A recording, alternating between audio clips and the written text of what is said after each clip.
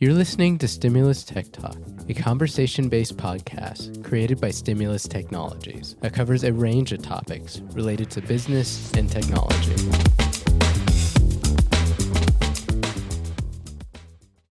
Welcome to Stimulus Tech Talk. I am Sherry Lipp, Marketing Manager at Stimulus Technologies, and I'm here with our CEO, Nathan Whitaker. And today we're going to be talking about external cybersecurity threats. Good morning, Nathan.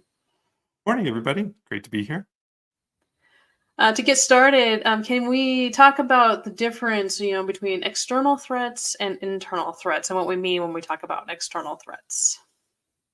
So it's the words I think describe exactly what we're talking about. So external threats are anything coming from the outside of the organization to the inside.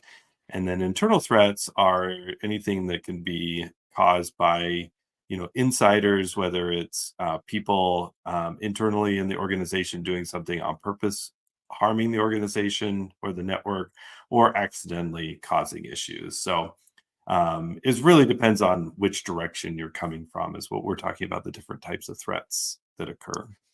And in your book, you talk about, you have two different sections kind of labeling, infrastructure and endpoint threats. So why did you have two separate sections for that?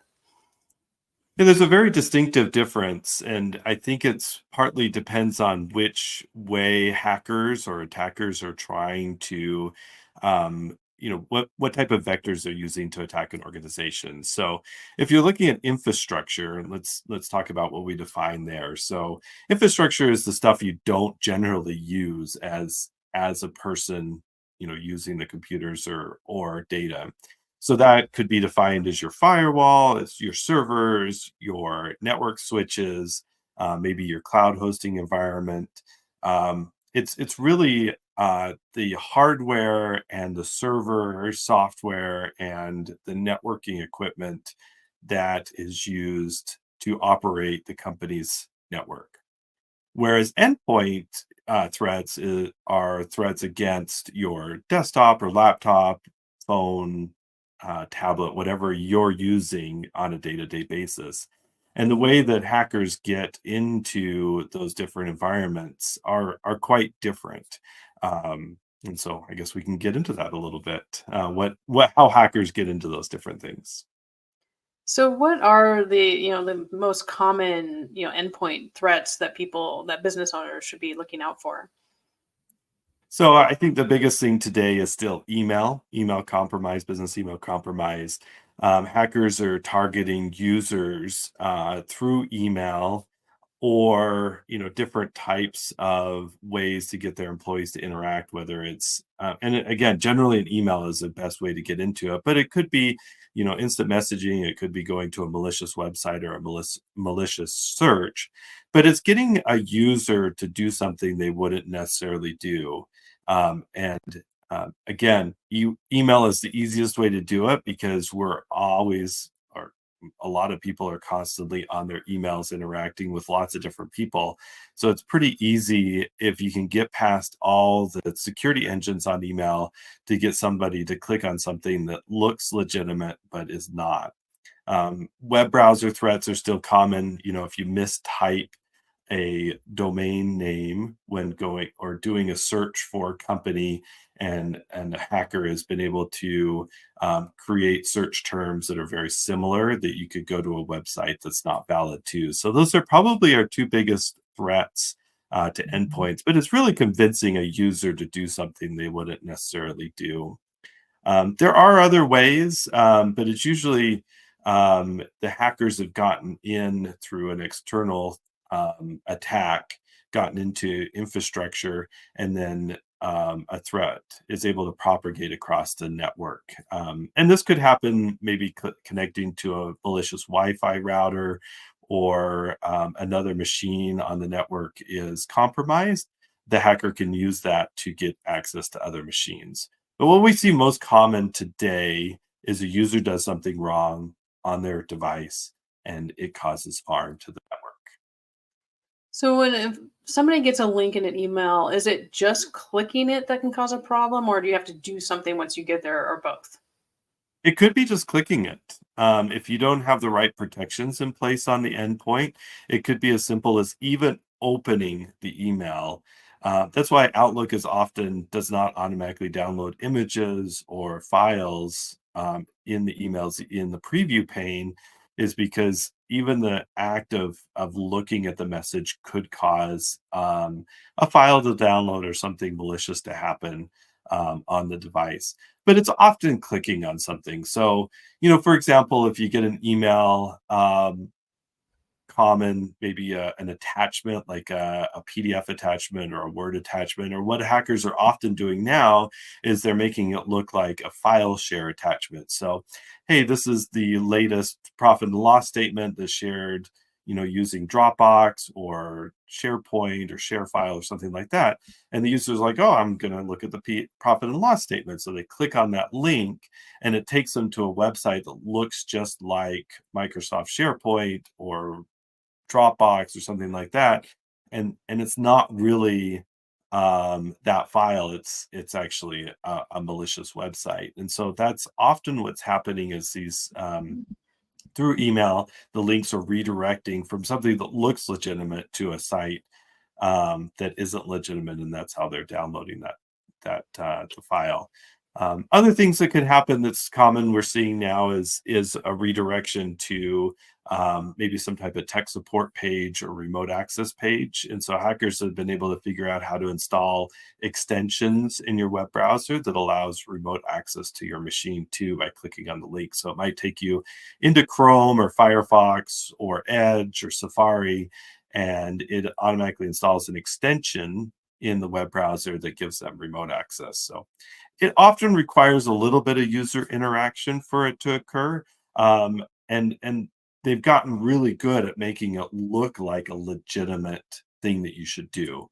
And usually there's some type of social engineering component where there's time pressure on doing it, saying like, oh, you need to pay this bill immediately, click on this website to pay the bill, or something along those lines that seems to be time sensitive.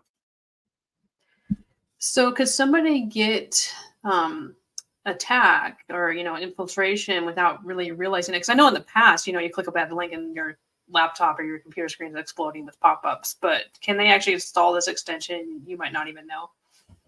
Yeah, so that's what they're really trying to do now is you click on a link and wow, nothing really happened, It's like, okay, well that didn't work. And then you just keep on going through your day. And what's happened is that they've installed a backdoor into your computer or installed a remote access tool to your computer, and they'll do something after you're not using the computer, so there's no interaction. So now they have a backdoor into your computer to do ransomware or to keylog or to basically look at what you're doing without crashing your system. And that's really the difference from what 10 years ago or 20 years ago. A virus, its intention was malicious, immediate. I'm going to take down your computer, you're going to lose all your data, delete all your data. But now they're more interested in really scoping out what's happening on the computer and seeing how important is the data that's on the device. Can they use it to get access to other things on your network? Or, if you're in accounting, you might be taking credit card numbers. Maybe they can siphon off credit card numbers for years. That might be a good way of doing it. So there's times that you might click on a link and, like you said, nothing really happens. And then you're like, okay, well, I guess that wasn't an email for me anyways. And you just keep on going throughout your day. And now you have something in the background that's doing bad things on your computer. Is it possible for employers to make it so an employee couldn't click on an email link, or is that not something that could happen? Possibly. Most nowadays, most advanced security systems have some type of link filter on it. So what happens is as the email comes in, all links are rewritten so that the link actually goes to the email scanner, the artificial intelligence, it's a security system first, and they verify that the link is valid. Um, and then it'll pop up and say, if it's not valid, it'll say, well, don't click on this. This is a bad link. So that's one way of doing it.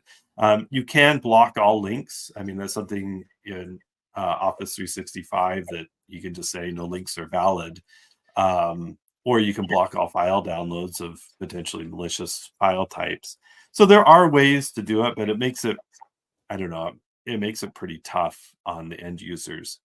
One thing kind of different than blocking links is blocking um, what files and executables can do on your computer. And we call this zero trust, which means that we don't trust anything that hasn't been pre-authorized on the computer.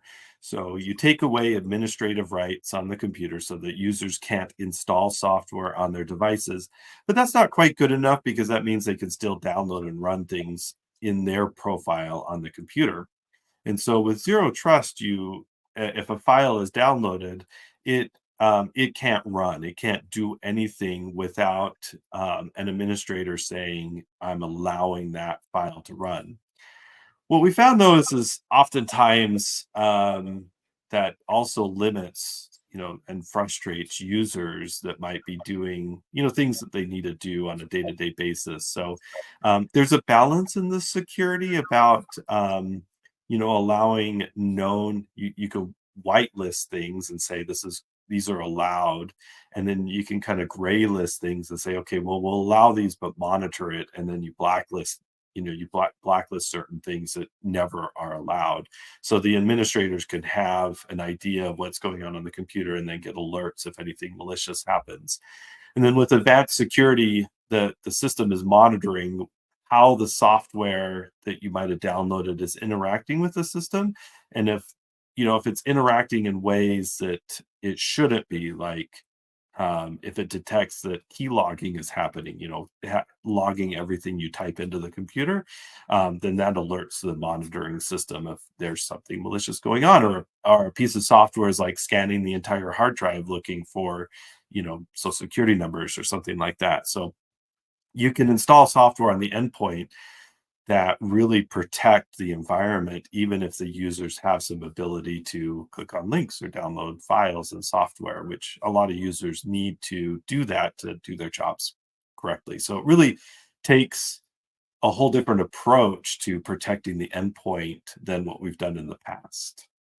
Because you have different settings, different security parameters by employee level. So, higher level employees or executives could have more No, we want to access. limit them. I should be as the executive of the organization, I need to have to, and that's part of the problem is a lot of, that's a common thing is managers and executives like, oh, I know what I'm doing. I'm the one, that owns the business or runs the business. I should have unlimited rights. And the problem is you have the most potential to cause harm in the organization, because you probably have access to all your bank accounts, and you have access to all the high limit credit cards, and you have access to payroll information.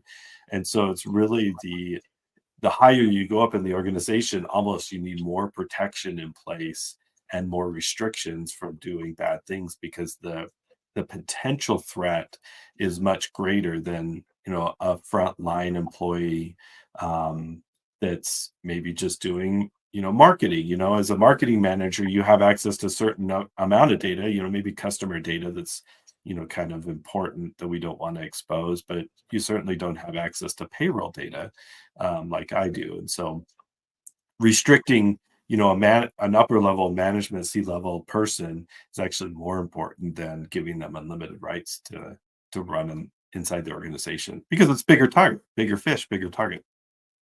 Yeah, and that kind of segues into my next thing. One of the things to look out for is, somebody impersonating you.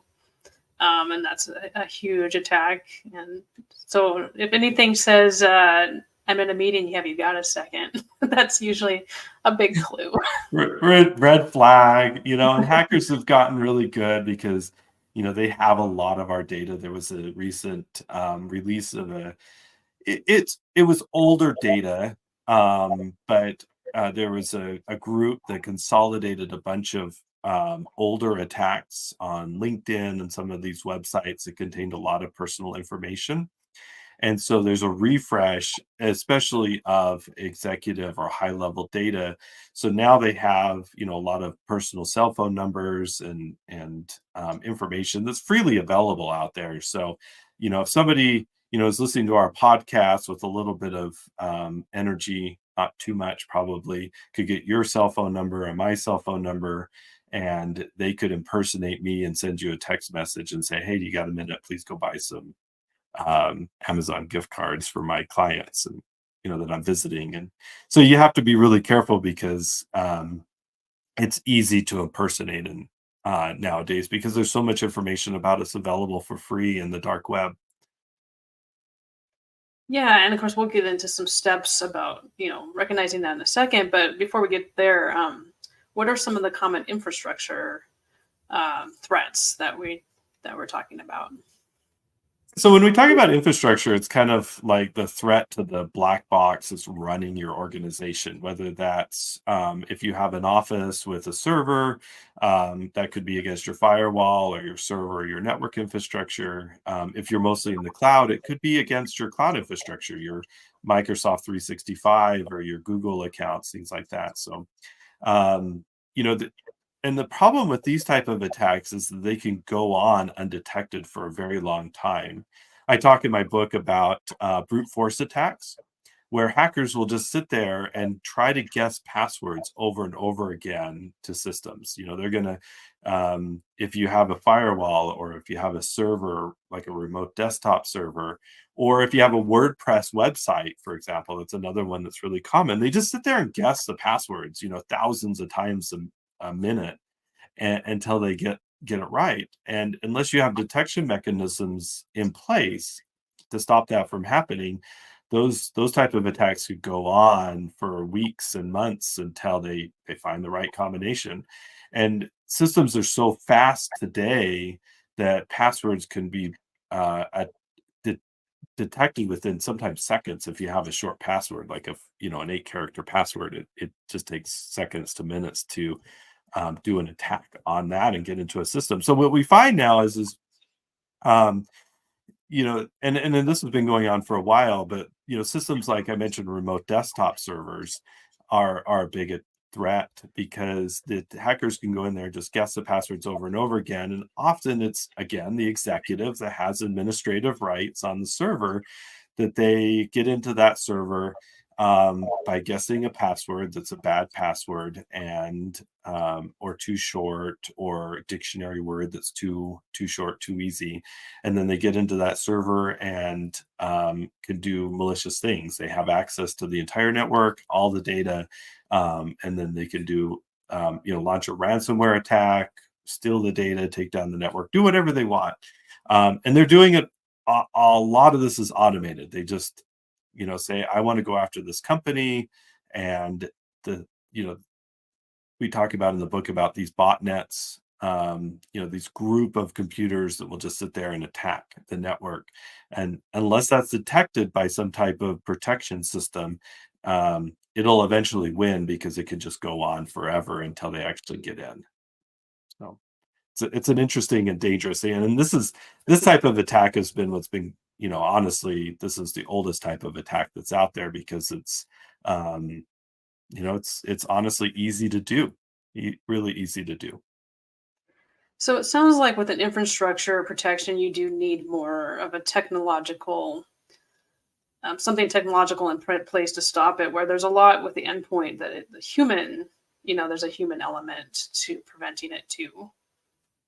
Yeah, and with infrastructure attacks, what we often do is start with a penetration test. So we, as security experts, will launch an attack on the infrastructure to see where the holes are. And the holes are coming, there's often new ways to get into the infrastructure because they find vulnerabilities, they find, bad software, bad firmware, and these systems aren't getting patched as often as they should. And so we launch an attempted attack and see where the errors are, and then we go in and patch those up. And then the other thing that we do is we put in place these intrusion prevention systems that can detect when these attacks happen and shut them down very quickly. So, looking at multiple passwords attempts, shut that down. Maybe a lot of traffic, data that's coming from a single or multiple networks isn't normal, and they shut that down. So if you're trying to protect your infrastructure, it's a manual process to patch the systems and make sure that they're up to date by doing these an assessment, and those should be done periodically. But the prevention that's happening often is really automated, and then you work with your alerting systems to, if there are things that need to happen to maybe shut down a server that's getting attacked too much, then that should open up an alert with your IT people to to mitigate it as it's happening or after it happens. So, we've talked about prevention of phishing and tech stuff in past podcasts, but I think some of the elements, because it is so easy to impersonate or look like something else, that some of it's just knowing what, like, I know you wouldn't ask me for a certain thing, but I didn't know when I first started. So I think, attacks on new employees are probably common, but in the training process, a manager could probably say, I would never ask for this or that as part of the training. And so, what other types of things can people do to make sure that they're not getting in the wrong, either an email from somebody that they think is somebody else or going to a site they think is something else? So we have to take and think about multi-factor authentication as not just something that you have to enter a code from a text you get on your cell phone. You got to think about it as an organizational and a cultural thing inside the organization. So, like you just said, if you get a text from me asking you to buy gift cards, you're going to figure out a different way to contact me to make sure that that's valid. So there's lower trust in the organization of the communication. You slow down on on doing things inside the organization, on making purchases, on sending out emails, things like that, and you verify through a different route. Give you another example that we see common is you get an email to a accounts payable person, a clerk inside the organization, and it might be from a vendor seeking to change their bank account or do a wire payment or something like that, and it looks completely legitimate, and they make the change and send the payment, and suddenly you've wired or ACH'd money to a person that's not legitimate.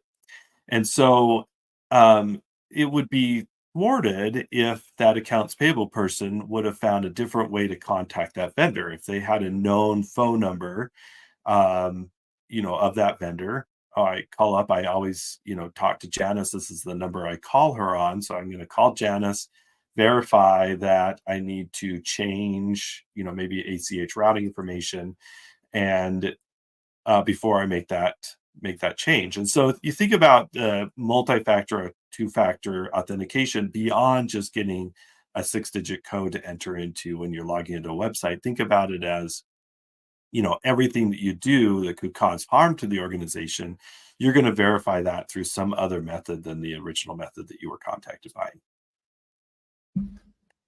And we, as a company, we can help. You talked about the pen test, and we can help with the infrastructure security, but we also can help with employee training. And we have as a managed service provider, that is also something else we do. I think the more awareness you bring to an organization, it brings it top of mind. It's easy as you're getting busy with other things you have to do. There's a lot of pressure to be productive inside the organization. And so asking people to slow down is forgotten very quickly. So that recurring training, I think, is really important. Thanks for bringing that up, Sharon. All right. Any final thoughts on the outside external threats? So it's ever changing. if we did this podcast in a year, I'd probably have 10 different examples to bring up. There's all kinds of things that are happening out there. So, just being aware that this is happening is the first step. If you're listening to this podcast, I think it's just bringing new awareness to what it is and then staying on top of it and trusting experts to ensure that your environment is safe, doing those assessments, training your employees, making sure that your systems and IT infrastructure is up to date. And just remember that attackers want everybody's stuff, whether you're a small business with one person or a large company with thousands of people. You have valuable things that the hackers want. So this applies to everybody inside the organization, and every company and every individual. So it's just important to stay on top of it and keep it top of mind in all that you're doing. All right. Well, thanks for the great information, and thanks everybody for listening. Thanks, everybody.